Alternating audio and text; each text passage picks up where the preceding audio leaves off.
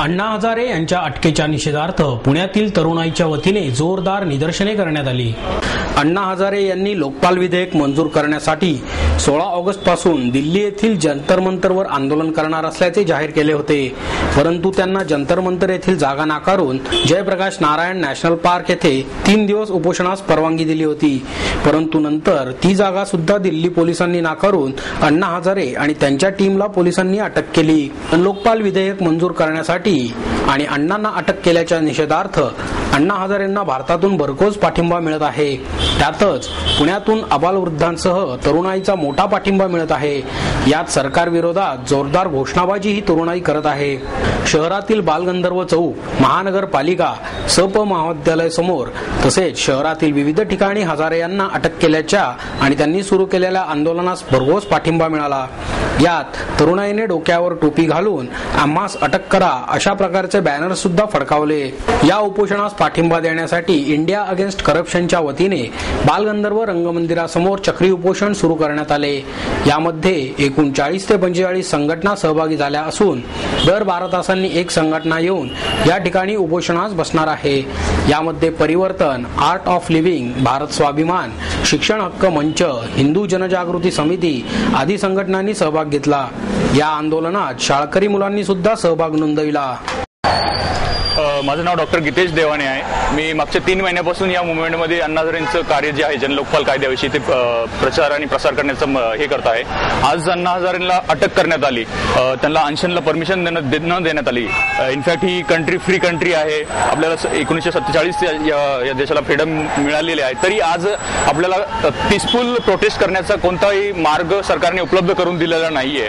त्याविषयी त्या विरोधातही आम्ही आज इथे प्रोटेस्ट करत आहोत। आणि दुसरी गोष्ट अशी की जनलोकपाल कायदा याच्यात लवकरात लवकर सरकारने घ्यावे, काही स्टेप्स उचलावे याच्यासाठी आम्ही प्रोटेस्ट करत आहोत।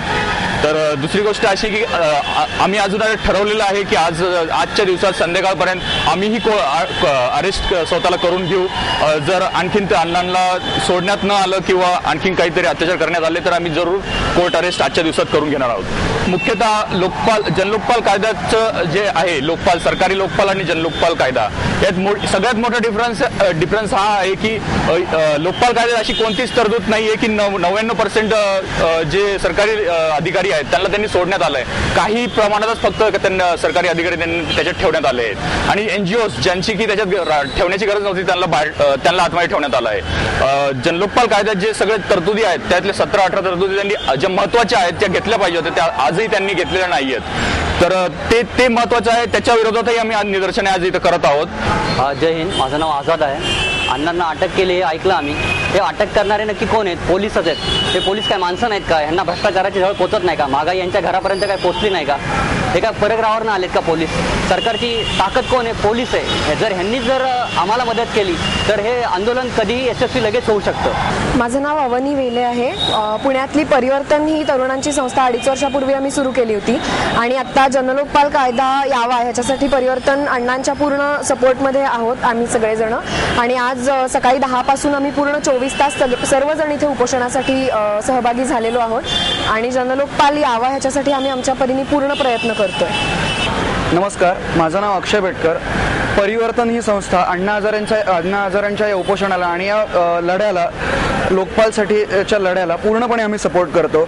आम्ही एक तरुणांची संस्था आहोत। आम्ही तरुण जसे पुढे आलो तसं मी सगळ्या पुण्याच्या तरुणांना, सगळ्या भारताच्या तरुणांना आवाहन करतो की त्यांनी सगळ्यांनी पुढे यावं। This is a time of revolution आणि आपण सगळ्यांनी याचा भाग झालाच पाहिजे। कारण हे अगदी ठरवून केलेलं आहे। बेसिकली जेव्हा PMO within the purview of Lokpal येऊ नये, कारण बेसिक स्ट्रक्चर चॅलेंज केलं जात होतं की हे कसं कॉन्स्टिट्युशनल नाही आहे, ज्युडिशियरीला घेणं कसं कॉन्स्टिट्युशनल नाही आहे, अशा चर्चा होतात। मग आज सकाळचं जे डिटेन्शन होतं अण्णा हजारेंचं ते अनकॉन्स्टिट्युशनल नाही आहे का? कपिल सिब्बल किंवा काँग्रेसच्या सर्व नेत्यांना मला प्रश्न विचारायचा वाटतो की हे आजचं सकाळचं अण्णा हजारेच नाही तर सगळ्या टीम अण्णांचं जे डिटेन्शन होतं ते त्यांना स्पेसिफिकली डिटेन्शन या शब्दाने स्पेसिफाय करतायत, हे अनकॉन्स्टिट्युशनल नाही आहे का? हे अर्थात अनकॉन्स्टिट्युशनल आहे. निष्काळजीपणाने काँग्रेस हे अत्यंत हुशार नेते आहेत, त्यांनी ठरवूनच हे सगळं केलेलं आहे. फक्त कदाचित त्यांना कल्पना नाही आहे की आमच्याप्रमाणे भारतामधले सर्व युथ आता पेटून उठायला लागलेलं आहे. माझं नाव मतीन मुजावर आहे. मी शिक्षण हक्क मंचाचा अध्यक्ष आहे. शिक्षणातील बाजारीकरण, भ्रष्टाचार व जागतिकीकरणच्या विरुद्धात मी सतत लढा देत असतो. आज आम्ही इथं सगळेजण एकत्रित आलेलो आहे. अण्णा हजारेंच्या उपोषणाला पाठिंबा देण्यासाठी पुण्यातून विभिन्न संघटनेचे लोक पण आलेले आहेत आणि आमचे कार्यकारिणीचे पण लोक आलेले आहेत. ह्या भ्रष्ट शासनाच्या व भ्रष्ट सिस्टीमच्या विरुद्धात आम्ही हा आंदोलन पुकारलेलं आहे. अण्णा हजारेंना आमचं पूर्णतः पाठिंबा आहे. जर समजा अण्णा हजारेंना आज अटक केलेली आहे असं आमच्या लक्षात आलेलं आहे. अण्णा हजारेंना अटक केली काय, आम्ही पण अटक होण्यासाठी इथं आलेलो आहे. आणि हा ज्या लोकपालचा विधेयक हा पारित होणे अत्यंत गरजेचं आहे. कारण का जोपर्यंत सिस्टीममध्ये चेंज होत नाही तोपर्यंत देशाचा विकास होणार नाहीये आणि भारत प्रगत राष्ट्र होणार नाहीये. या सिस्टीम मधल्या करप्शनाच्या विरुद्ध मागील बऱ्याच वर्षापासून अण्णा हजारे सतत लढा देत आहेत आणि या वयाच्या 74व्या वर्षी ते आज उपोषणाला बसले आहेत. ही अत्यंत दुर्दैव बाब आहे का एका वयोवृद्ध व्यक्तीला आपल्या हक्कांसाठी, आपल्या भारताच्या जनतेसाठी उपोषण करण्याचा मार्ग स्वीकारावा लागतोय आणि त्याही उपोषणाला, लोकशाहीच्या मार्गाला आमच्या शासनाने विरोध केलेला आहे. ही अत्यंत दुर्दैवी बाब आहे. म्हणजे आमच्या लोकशाहीचे हक्क पण ही शासन हिरावून घेते. जोपर्यंत अण्णांची मागण्या पूर्ण होत नाही तोपर्यंत आम्ही हा उपोषण संपवणार नाही. हम अन्ना के साथ में. अन्ना हजारे तुम आगे बढ़ो, अन्ना हजारे तुम आगे बढ़ो, अन्ना हजारे तुम आगे बढ़ो, अन्ना हजारे तुम आगे बढ़ो. लोकपाल विधेयक मंजूर, लोकपाल विधेयक मंजूर, लोकपाल विधेयक मंजूर. अन्ना हजारे तुम आगे बढ़ो, हम तुम्हारे साथ हैं. अन्ना हजारे तुम आगे बढ़ो, हम तुम्हारे साथ हैं. अन्ना हजारे तुम आगे बढ़ो, हम तुम्हारे साथ हैं. आज सकाळी अण्णा हजारेंना अटक झाल्याचं ऐकून अत्यंत दुःख झालं. त्यांची अटक हे आपल्या देशाच्या दृष्टीने अत्यंत दुर्दैवी बाब आहे. याआधीही केंद्र सरकारने दडपशाहीने परमपूजनीय रामदेव बाबांचं आंदोलन चिरडण्याचा प्रयत्न केला. मला असं वाटतं की सत्ताधाऱ्यांची ही जी काही वृत्ती आहे ती हुकुमशाहीची आहे. रामदेव बाबा, अण्णा हजारे यांनी सुरू केलेलं जे आंदोलन आहे ते भ्रष्टाचार विरोधी आहे आणि हे भ्रष्टाचार जोपर्यंत जात नाही तोपर्यंत आपल्या देशाची प्रगती होणार नाही. त्यामुळे या आंदोलनाला सर्वांनी पाठिंबा दिला पाहिजे. या आंदोलनामध्ये अनेक लोक सहभागी झालेले आहेत. तरुण वर्ग जास्त प्रमाणात सहभागी झालेला आहे. याला जास्तीत जास्त यशस्वी करणं आणि आपल्या देशाच्या दृष्टीने अत्यंत आवश्यक आहे असं मला वाटतं. एकता शर्मा. लोकशाही ने अन्ना हजारे को जेल में डाला, ये पूरे देश के लिए बहुत दुखदाई बात है. अन्ना हजारे को जेल में नहीं डालना चाहिए था. ये पूरा सिस्टम बहुत करप्ट है. हम इस अन्ना हजारे को सपोर्ट करने के लिए यहाँ पे बैठे हैं. अन्ना हजारे को बहुत अच्छा काम कर रहे हैं तो उनको सपोर्ट करना चाहिए सब लोगों को. और हम लोग यहाँ पे पीसफुल प्रोटेस्ट कर रहे हैं. जन लोकपाल बिल जो है ये बहुत अच्छा बिल है और सरकार ने अन्ना हजारे को क्यों अंदर डाला है ये हम लोगों को सही में गलत लग रहा है. इसलिए हम यहाँ पे प्रोटेस्ट कर रहे हैं. भारतीय जनता पार्टीने पहिल्यापासून अण्णा हजारेंच्या आंदोलनाला पाठिंबा दिलेला आहे. जन लोकपाल विधेयक हे पास झालं पाहिजे यासाठी आमची आग्रही भूमिका आहे. आज सकाळी काँग्रेसच्या सरकारने अण्णांना आणि त्यांच्या सर्व सहकाऱ्यांना अटक करून या देशामध्ये पुन्हा आणीबाणी आणण्याचा प्रयत्न केलेला आहे असं माझं मत आहे.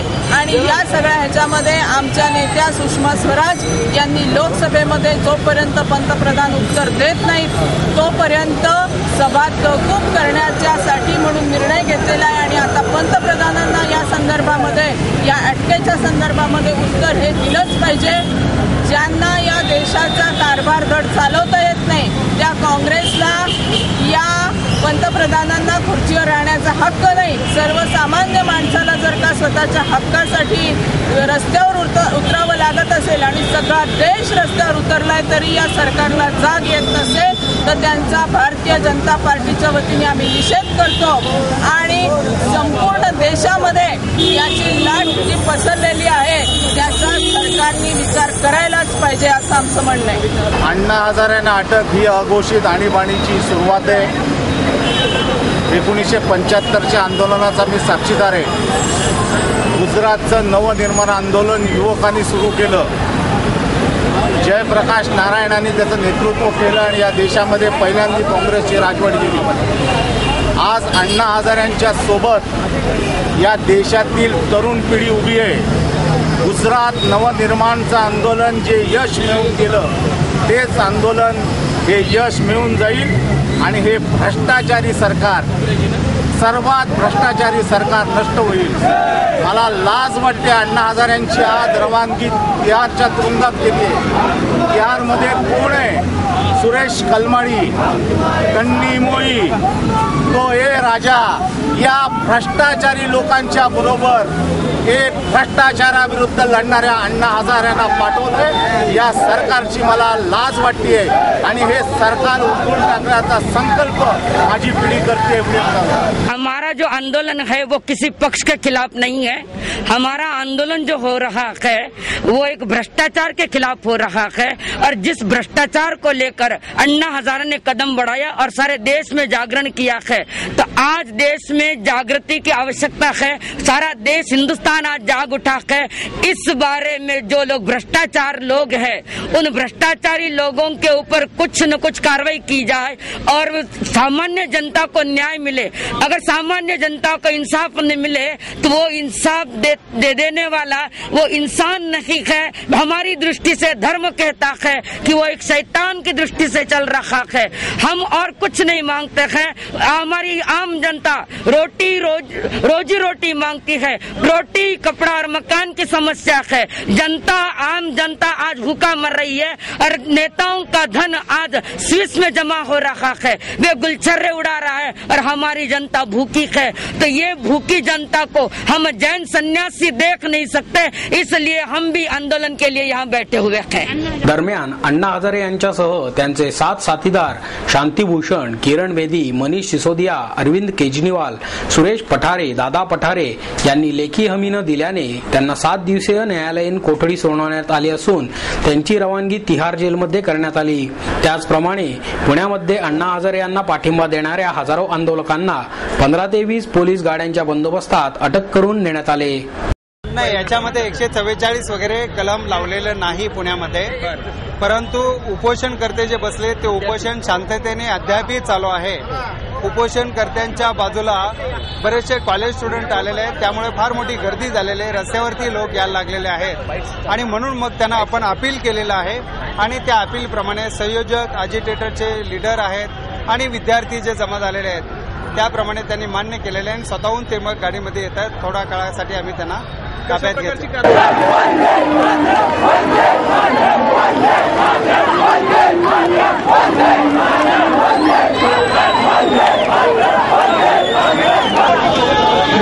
या